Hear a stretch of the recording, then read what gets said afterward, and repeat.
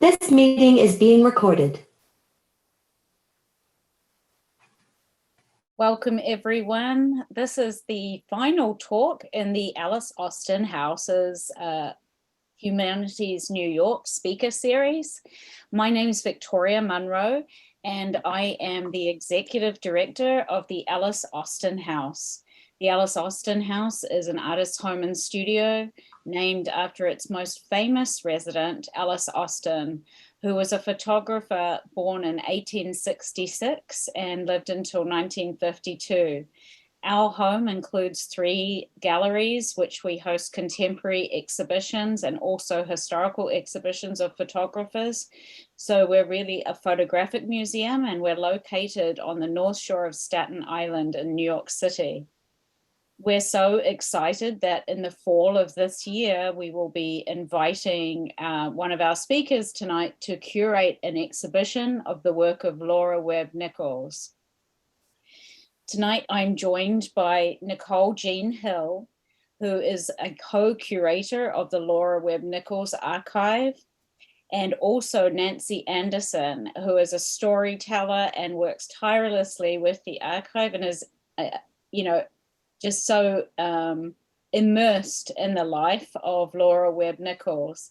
And I'm going to allow both Nicole and Nancy to talk more about their roles, who they are, and, it's expansive. Nicole is also an incredible photographer in her own work. So her work straddles curation as well as her own body of artwork. So I am going to let this talk start off with Nicole Jean Hill introducing herself and telling us a little bit about how she became involved with the Lora Webb Nichols archive. And we're going to follow on with Nancy and then have a larger discussion and slideshow, which will expand on the life of Lora Webb Nichols, and conclude with a discussion about her home and the plans for the exhibition at the Alice Austen House. So I'd like to hand it over to you, Nicole. Thank you so much for being here tonight. Great. Thank you, Victoria, for the opportunity to be here. And I'm very excited that Nancy has been able to join as well. So I'm really excited for this discussion. So I am a professor at Cal Poly Humboldt in Arcata, California. And I'm not a historian. I was not a curator or anything. As Victoria mentioned, I'm a photographer with my own art practice. And in 2012, I did an artist residency at a place called the Brush Creek Foundation, which used to run a pretty great month-long residency for artists, which is in Carbon County, Wyoming. And through the process of being there, I ran into the Grand Encampment Museum, which is a small interpretive museum in Encampment, Wyoming, and learned of the archive that they had housed at their institution of the work of Lora Webb Nichols, a 24,000 image archive of photographs. And I didn't get a lot of chance to spend time with the archive in 2012 when I was there for my residency because I was working on my own work. But I came back a year later because I really wanted to see more of those photographs, because from what I know about the history of photography, that is an astounding number of photographs for any archive, and especially to be made by a woman who started making pictures in 1899. And it was in 2013 when I met Nancy, who is a close family friend of Lora's, and sort of joined in on the efforts to bring Lora's work to a greater amount of people. So I've been balancing that work with my own work as a teacher and artist here in Northern California. So there you go. Thank you so much, Nicole. I also forgot to mention that we will have 15 minutes at the 45-minute mark to have Q&A, but at any moment that any of you would like to post a question in the chat, I will shepherd those questions to Nicole and Nancy at the conclusion of the program. And also, you know, you may have questions that you'd like to voice yourself at that time, and you can raise a hand and unmute at the end of the program. But please post any questions that come up for you as we go through. Now, I'd love to hand it over to Nancy Anderson to tell us a little bit about herself, who she is, and her involvement with Lora Webb Nichols. Nancy. In 1956, I had just graduated from a small girls' school in Virginia, and I determined to go on an adventure. So I took a job teaching at a ranch school north of Medicine Bow, Wyoming, the Beer Mug Ranch, where I lived with the family and taught 3 boys. At that time, I became acquainted with Lora Nichols' son, Bert Oldman, and his wife. And during that time, Lora was the director of a children's home in California. I knew that she was a photographer. I knew that she was a diarist, and I anticipated meeting her at encampment.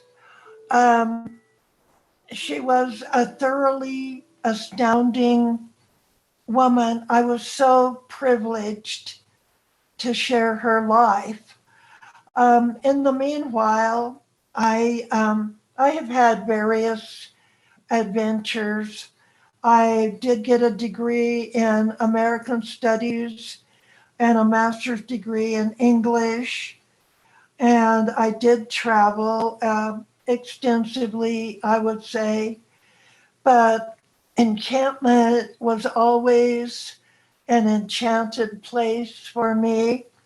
And much of it was because after I met Lora, she became part of my family, as did her children, and then eventually grandchildren.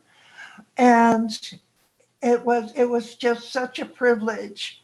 And presently, my greatest joy is living in Heap A-Livin', which is Lora's house from 1938 until her death in 1962. And it took me quite a while to really appreciate her work. And as it is, I've been through it, all 24,000 negatives, several times. I read much of the diary, and after all of these years, she is still unfolding as a genius to me. And when we were blessed, Lora and her work has been blessed with many people who helped save this legacy. And of course, among them is Nicole, whose book, Encampment, Wyoming, brought Lora to worldwide attention. And we just appreciate that so much. As far as Lora's house, Heap A-Livin', my goal presently, and also Nicole's goal, is to preserve it as a place where Lora's work, where Lora's time can be exhibited and enjoyed by the public. So that's my acquaintance with Lora, how it came about. I think it's so wonderful, Nancy, to hear you speak about it and just the depth of your relationship with Lora. And as a person that has been helping to preserve and promote the work of a woman photographer who is largely unknown in her home, it speaks so deeply to what I do on a daily basis, what I have been doing since 2015, which is not nearly as long as you in terms of involvement. But I believe so completely in these efforts and how special it is to present an artist's work in their home.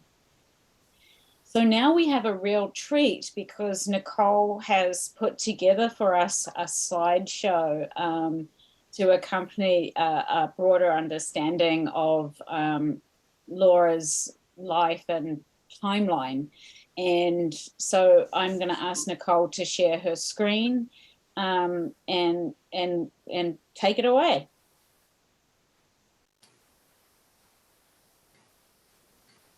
Let me unmute myself and let me fix this screen a little bit.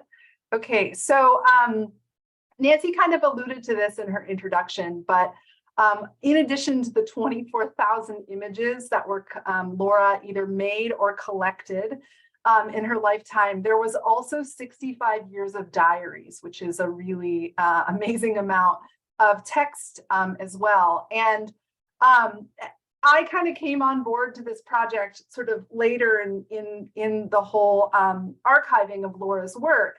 But you know, when I'm trying to think about presenting this to the public in some way and how to disseminate it, and so much work to go through, what I basically had to do was sort of come up with a narrative that I could package, or a timeline that I could package to try to explain what this work is about. And these two pictures that I'm including here are of two of my favorites from the work.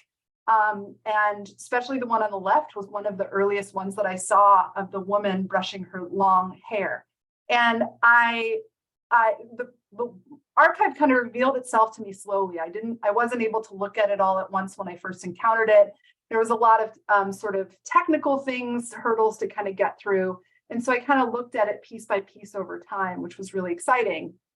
But to kind of give you a little background of where we're talking about, Lora lived in Encampment, Wyoming, where Nancy is currently. It has a current population of around 450.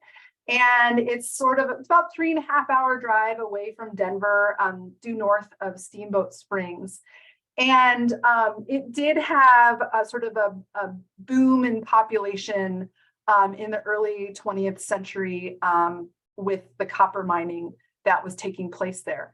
So one of my early things that I did with the archive was tried to pluck out a certain number of photographs that I thought were sort of essential to understanding the scope of the archive and breaking down Lora's life into three components. So this is kind of how I've organized the timeline of Lora's biography. She was born in 1883, but she gets her camera in 1899. And I've sort of consider from 1899 to 1924, sort of the early years of her photographic work, where she was mostly working at home as sort of just an independent photographer and home photographer. And from 1925 to 1935, she becomes more of a businesswoman and runs a photo finishing studio called the Rocky Mountain Photo Studio, and was sort of established as a businesswoman. And then in 1935, she relocates to California, eventually coming back later in life after retirement to come back to Wyoming. So this is sort of how I've organized the website, if you look at that. And for the early years, this is one of the very first photographs that Lora took, a self-portrait of her and the dog Duke from 1899. Lora originally moved to Encampment when she was 3.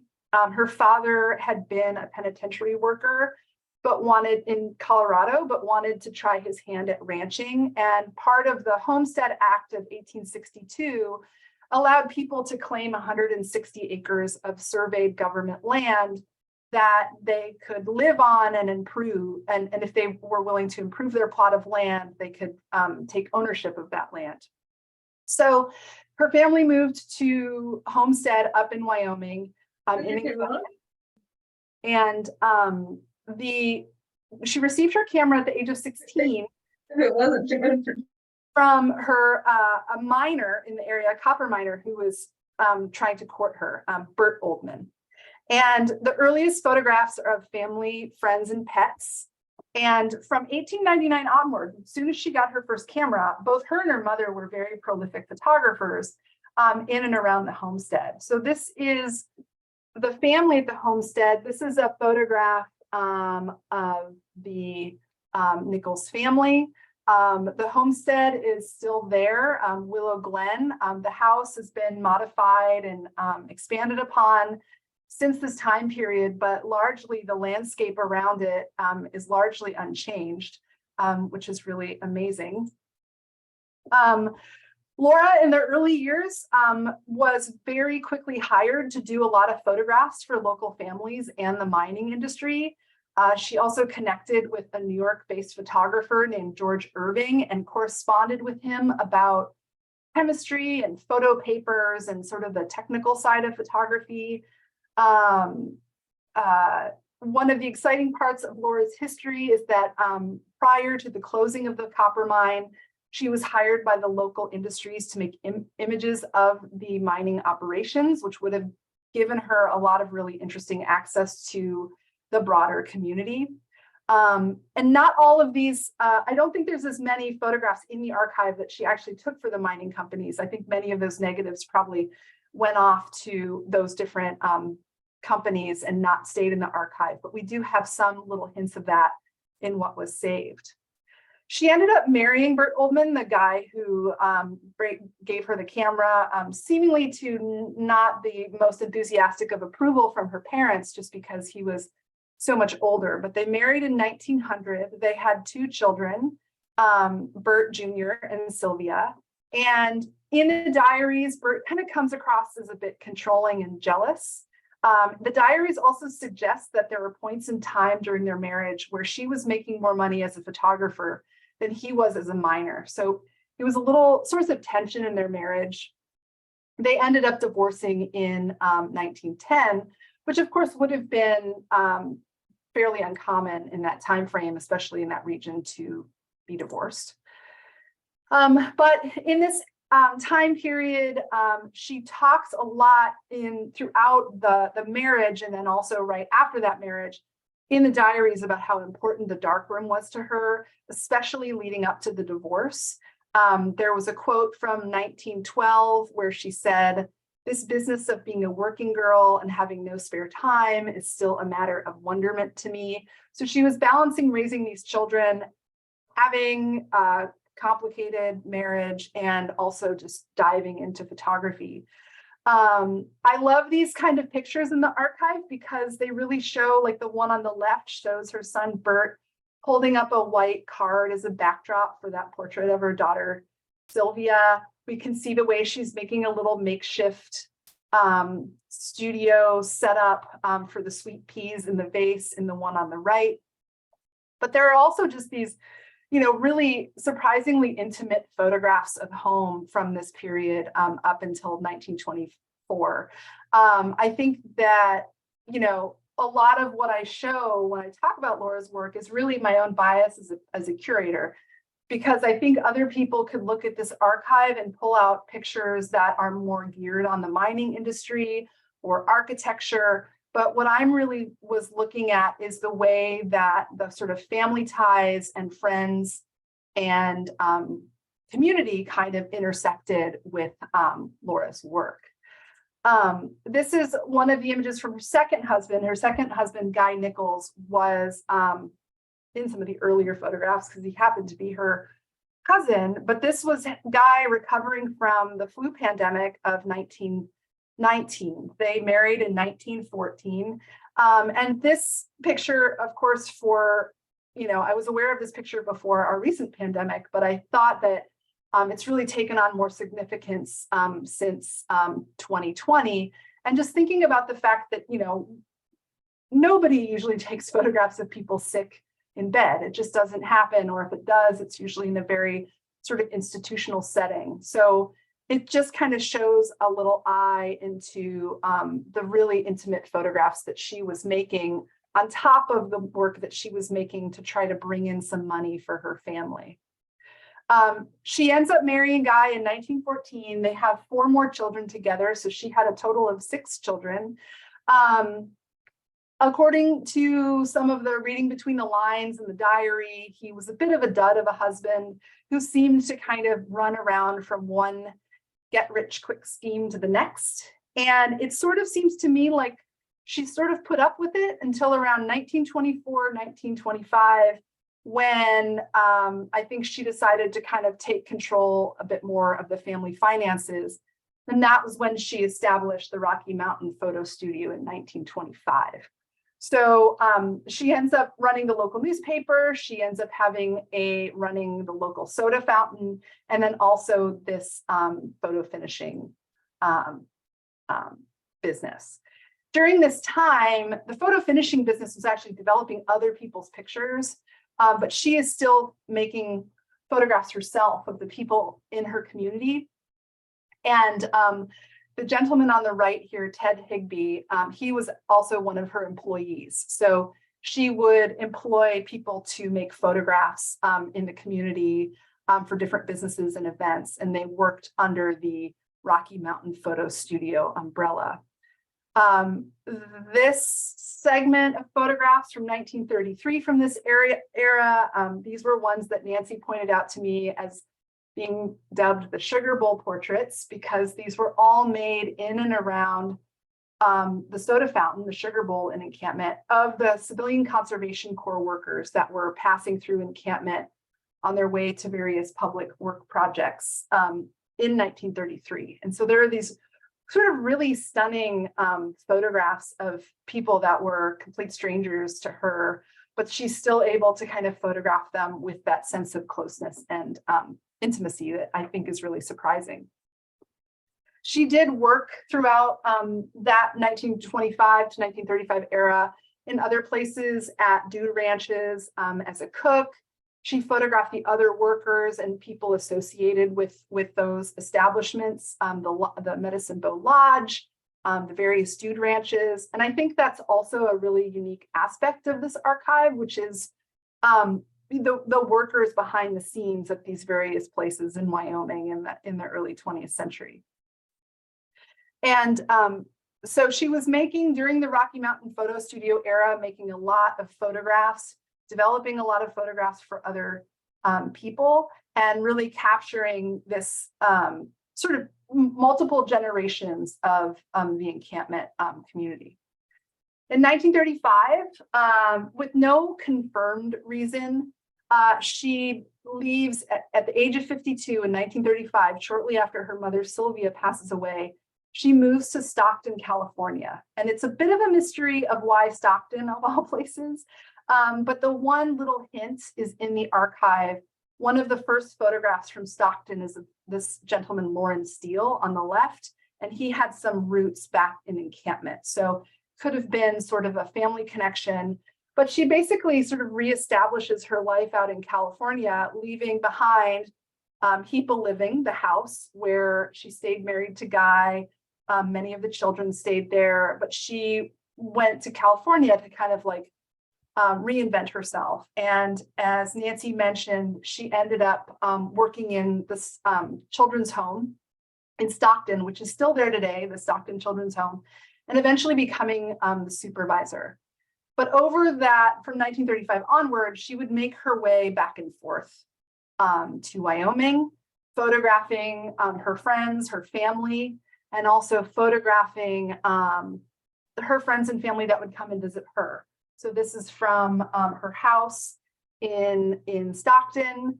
Most of the photographs after 1935 were largely around the home of visiting children and grandchildren and things like that.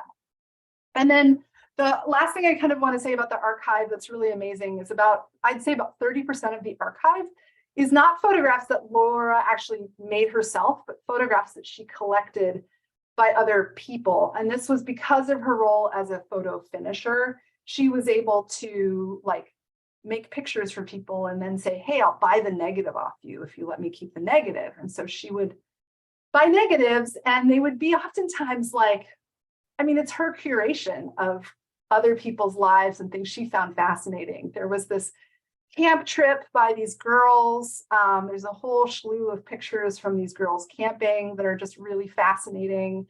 Also photographs of the workers in the area, the Civilian Conservation Corps workers, the workers at the dude ranches. And so there's also this like really incredible and rich history from the this whole other side of the encampment area.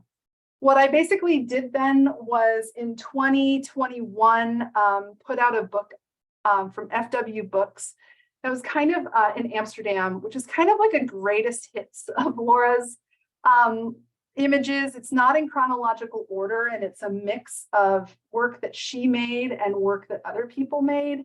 But it was just a way to sort of introduce her in a really broad way to you know, what all was included in that super vast archive. So that was kind of just what I wanted to share in terms of an overview. And I know we also wanted to talk a little bit about the house, so I will pass that along.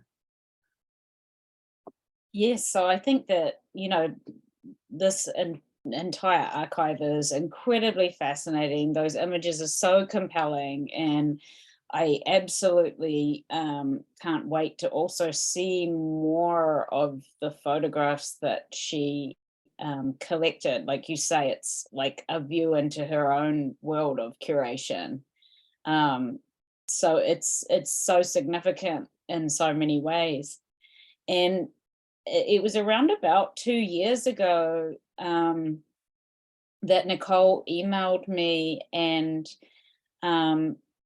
had questions around the process of preserving an artist's home and, you know, creating it and making it into a public gallery space, a museum. And then I had the opportunity to also talk to Nancy, which was just so wonderful. Nancy, I wonder, you know, you touched upon it in your introduction. Nancy, if you could talk a little bit about where you are at in your process of planning to move this to being a publicly accessible home.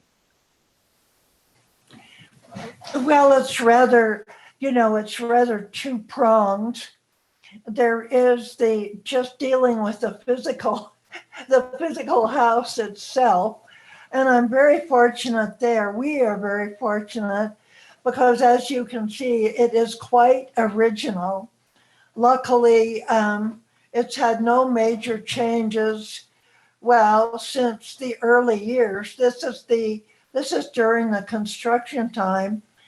And the house, the shed to the back that you see is the shed that was constructed for the workers who were building the Kiner cottages, and Lora Nichols' house and the house next door are the Kiner cottages. We still have, the shed is still there. It's very original. Nothing much has happened inside in the last 120 years. So we have the physical house. And then just recently, last week, as a matter of fact, the house was visited by the State Review Committee for the National Registry. And I have received word that the state committee did approve the nomination and has forwarded it to the National Park Service for consideration, which is the first step, toward making any kind of plan for the house. This is Laura's desk, by the way, and Laura and I developed photos, believe it or not, on that desk together. It was rather a magic moment to be working with her there with the trays and having the image. She never was without the camera. So many photos were in her later years were developed on this desk. As we go forward, of course, the house does have also quite a wonderful garage, which was new when Laura moved there in 1938. It would make a wonderful artist workshop, a sculptor, a painter, a weaver. Our real plans are still, we can aim in many different directions, but getting the house listed on the National Register is sort of the stamp of approval. This is the two views of the fireplace. You can see that very little has changed. The review committee was very impressed with the authenticity of the house. As we go forward, Nicole and I have discussed forming a foundation. So I think after we get over these early hurdles, I'm presently working on the exterior, trying to keep it the heap of living that Laura loves so well. With old houses, as you well know, pose quite a problem, not only on paper, but it just the sheer actuality of it.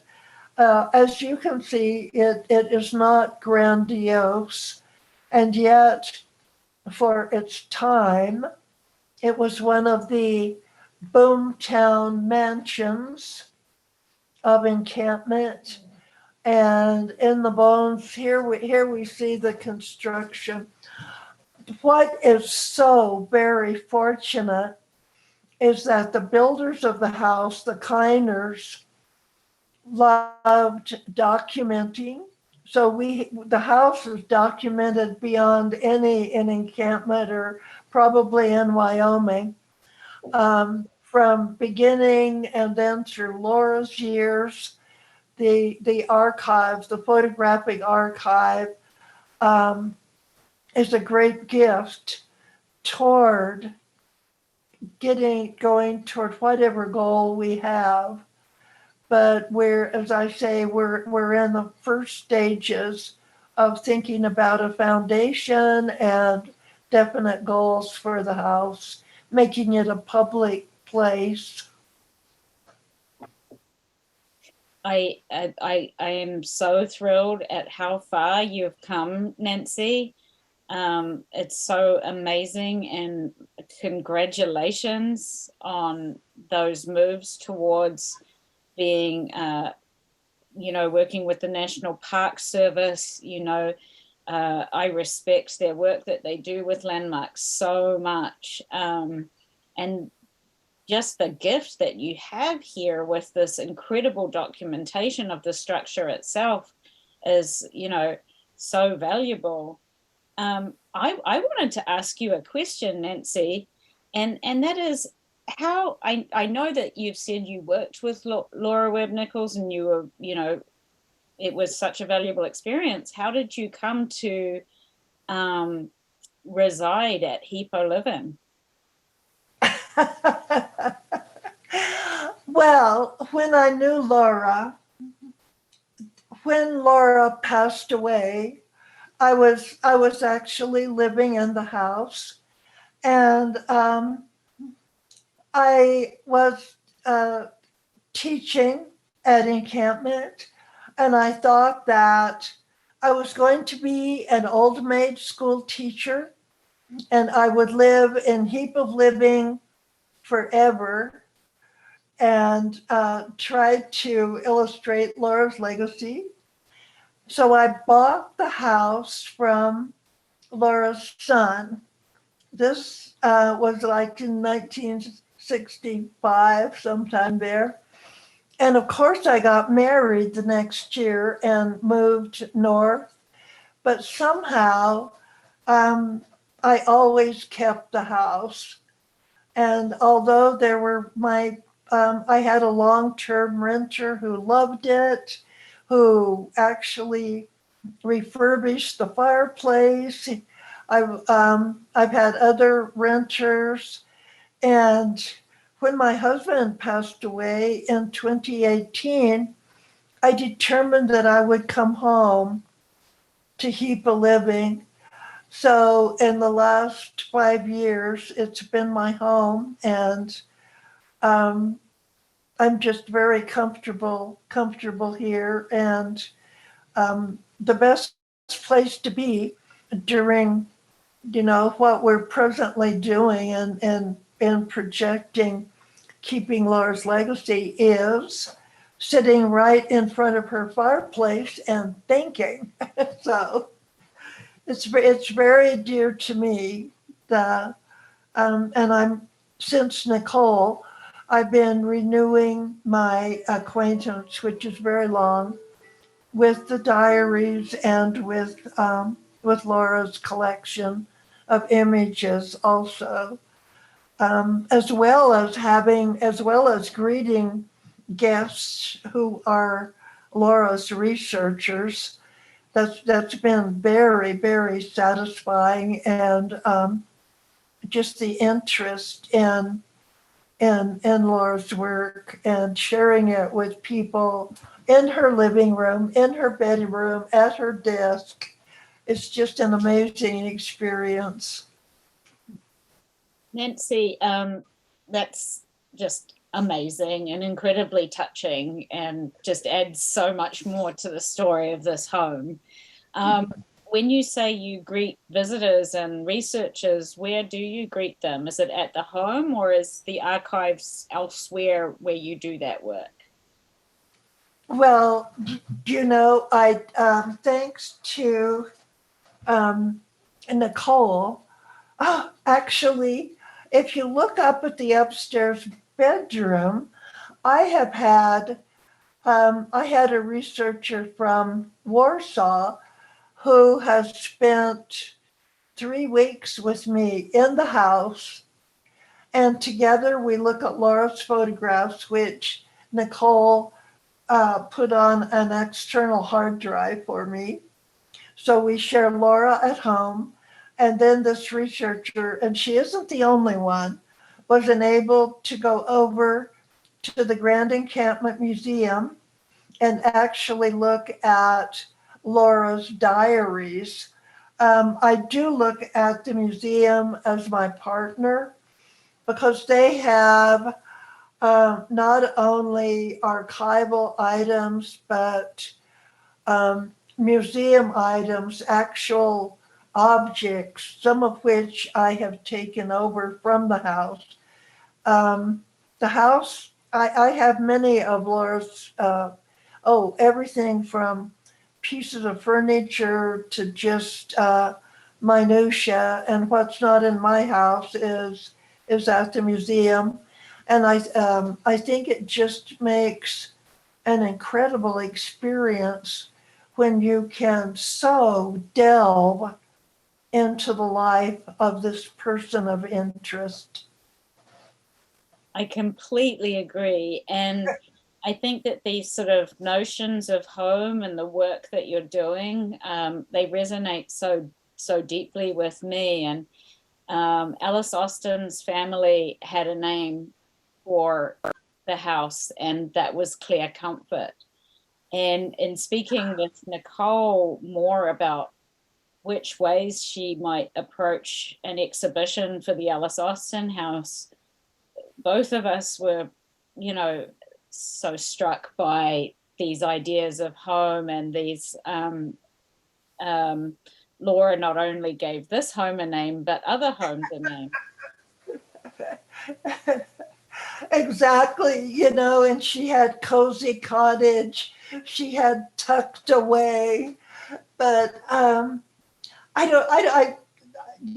still thinking about what does that really say about Laura's relationship with a house, as it would Alice Austen's relationship with the house. What does it mean? It's there's just so much to explore there.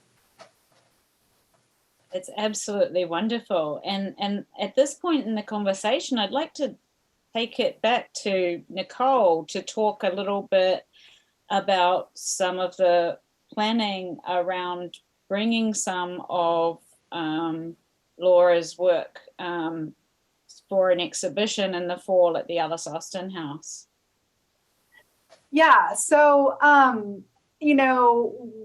was sort of working in a vacuum before when I was thinking about the first book, which also has a touring exhibition with it that was a bit more, as I mentioned, kind of like a greatest hits, where very few people had ever heard of Lora Webb Nichols in the photo community to that point, and trying to sort of establish her as someone to take seriously. And I think that could be sort of difficult if I kind of just needed to capture people in the net sort of thing and get people to be like, this is, an interesting archive that I want to explore further, sort of a point of entry.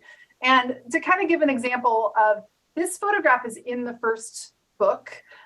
It's a double exposure that Laura made at Willow Glen in the first house. And it's her playing around. She's playing the banjo. It was an intentional double exposure.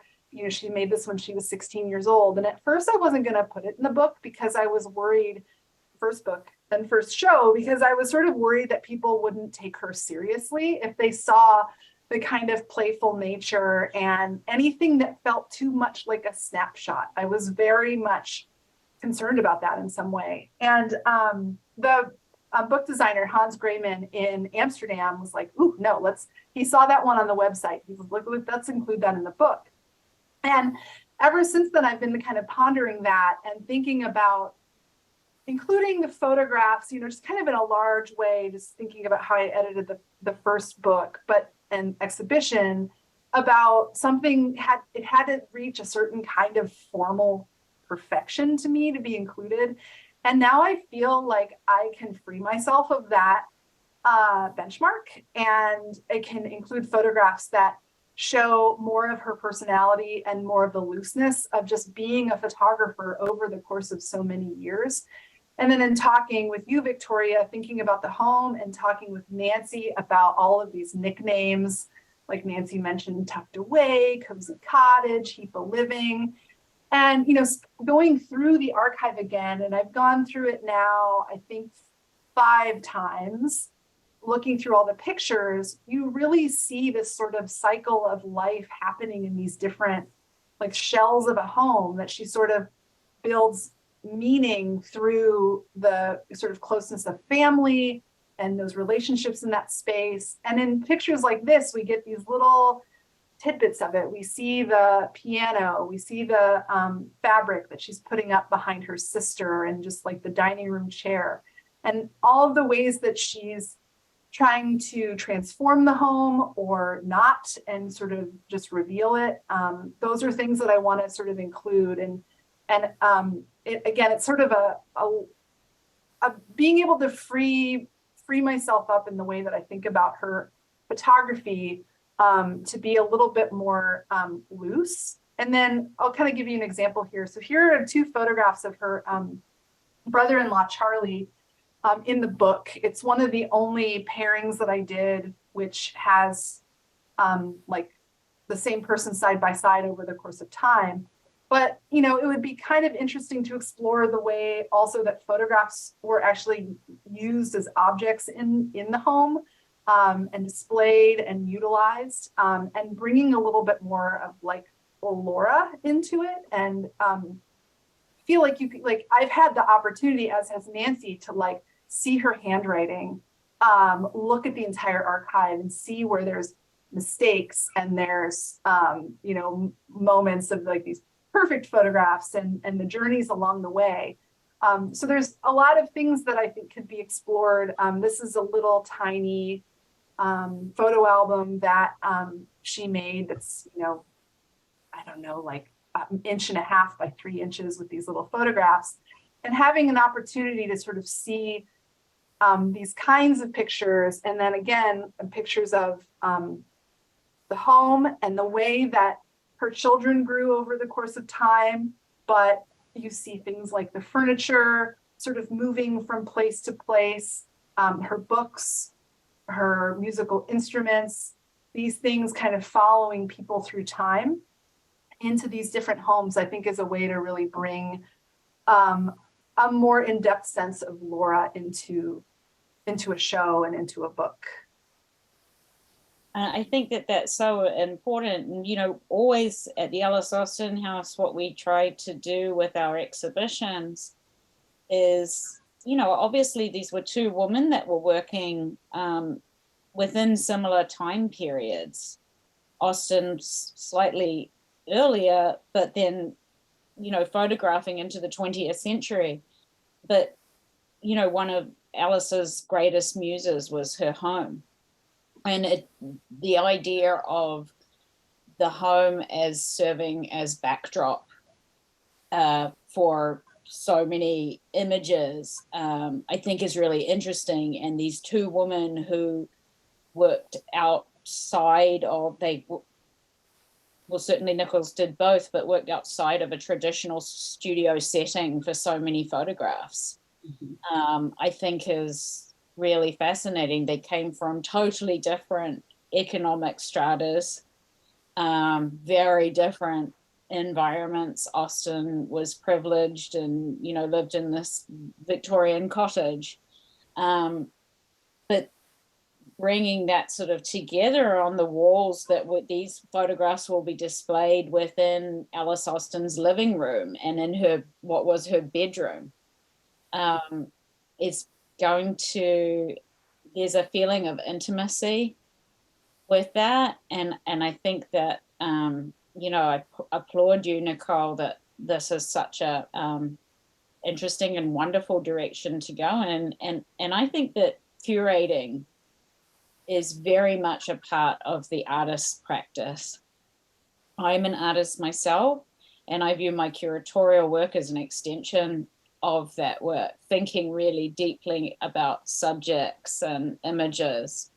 And as you said, you know, being able to be a little bit more free about it, free yourself from that greatest hits and what is like got a sort of really artistic, and because those works that you included in the book were just like, wow, you know, but to really expand on this connection in Lora's work to family and sense, you know, notions of home and stuff like that, is like really expands people's, you know, understanding of her.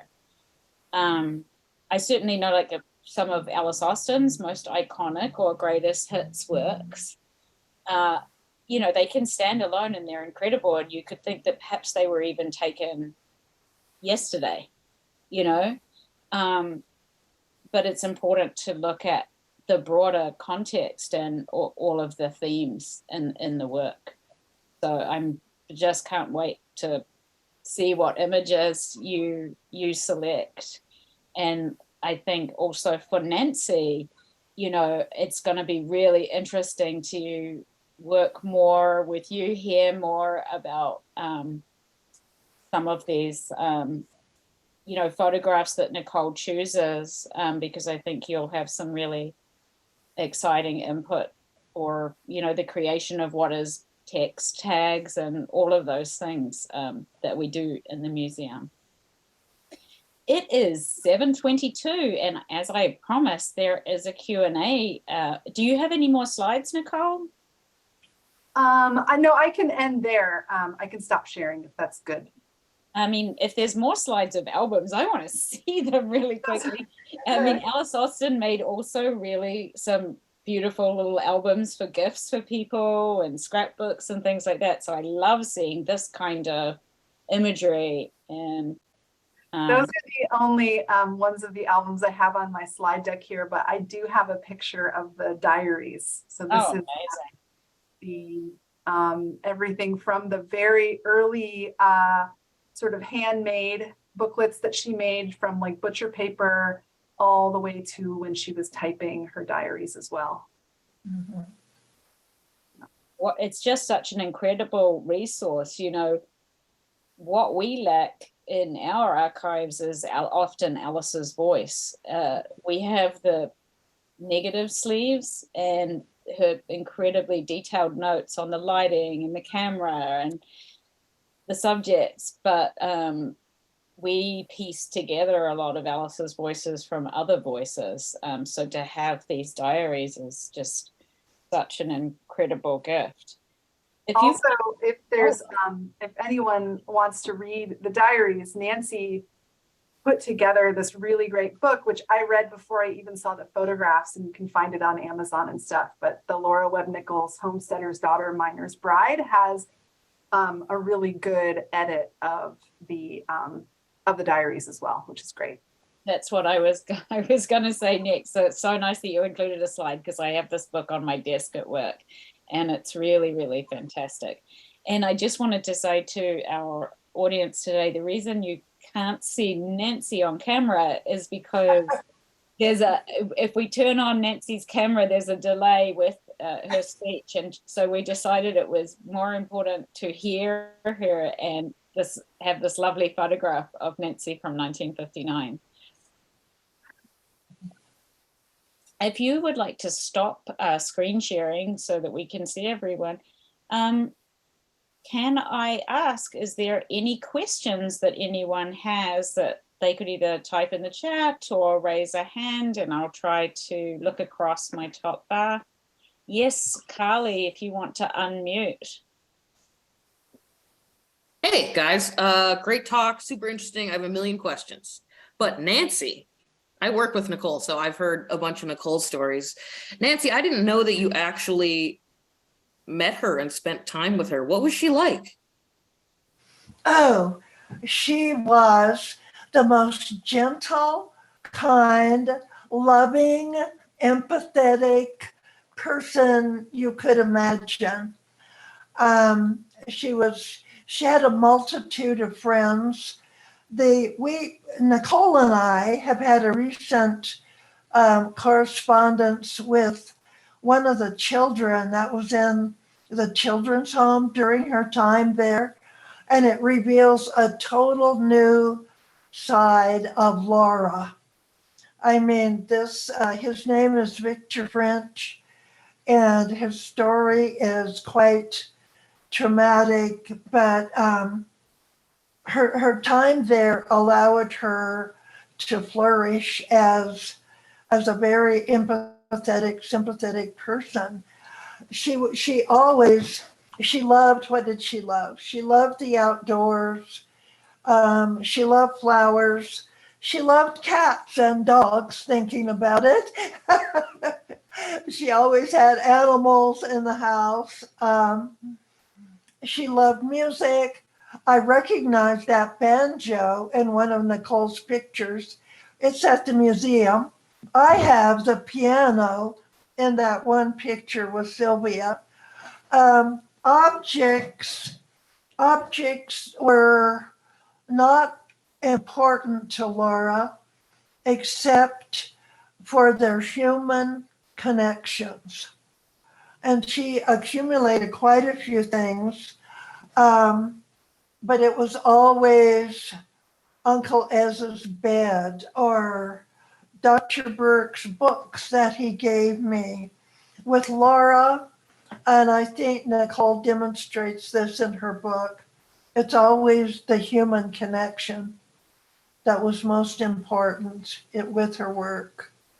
I was with her the last few days of her life. She wrote in her diary the last day of her life. Another thing I don't think I've touched upon or anyone has, she had a magnificent library, and she and her sons would banter back and forth with quotes from Mark Twain, from Emerson. She read bestsellers. She was very well read. Her fourth grade education, she really added to that. She was the equal of anybody with a doctorate. An amazing person. They sang Civil War songs. She would play the banjo and guitar. The past was very much alive for her. Just, yeah, Laura. Thank you for your question. Can I go in for a second one there? Double dip. Go for it. I'm doing it. To me, she's, a feminist figure ahead of her time, divorcing, running her own business, like moving cross country. Like, was she like a take no shit kind of gal, or like? Would you say? Or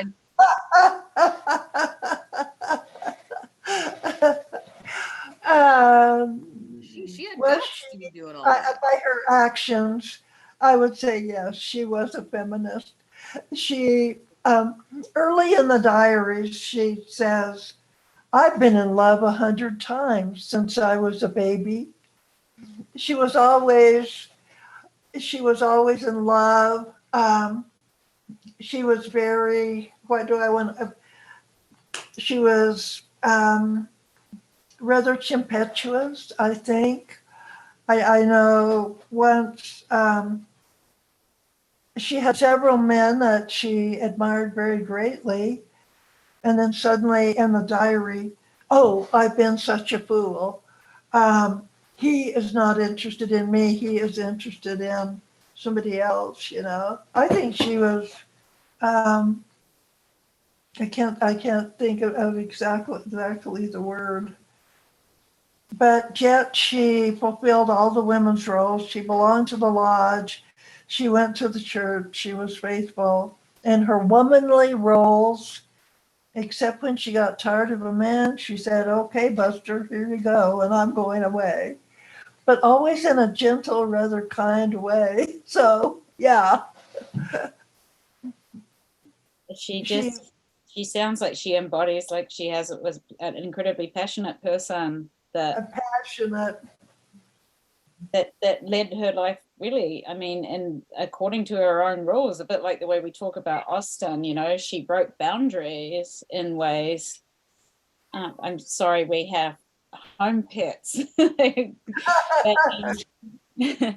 But yeah, I'm fascinated by that. And that she seems almost like in some of her photographs, and you talking about the banjo and things like that, like an entertainer too. Yes. Passionate. I love that word, passionate. Yes. But in a very subdued manner. I cannot imagine her marching with a support RA sign. But yet she divorced, which was a daring move in 1910. And she married her first cousin, which was a daring move in 1914. And wasn't really a very good idea either, but she was carried away. Yeah. She's an endlessly fascinating person. Well, I just, I want to thank Nicole and Nancy so much for their time today, for welcoming us into having a bit more of a glimpse of Laura's work and Laura the person, and then Laura's home. I just think there's so many exciting things to come. And, a big part of what our mission is at the Alice Austen House, is to support this kind of work. And so we couldn't be more thrilled to be working with you both. I want to thank our viewers tonight, and I want you to all take very good care, and kudos to Nancy for struggling through those technical difficulties and your helper at the very beginning. And thank you so much, Nicole, for putting together a beautiful slide deck. Thank you for having us. That was really fun to talk about everything. Thank you. And I want to come when Nicole's exhibit is unveiled at the Alice Austen House. Thank you. We need to, that will happen. And I've got to get to encampment too. Oh, please do. Please do. I have a bedroom. Fantastic. Okay. Thank you. Thank you. Good night. Thank you.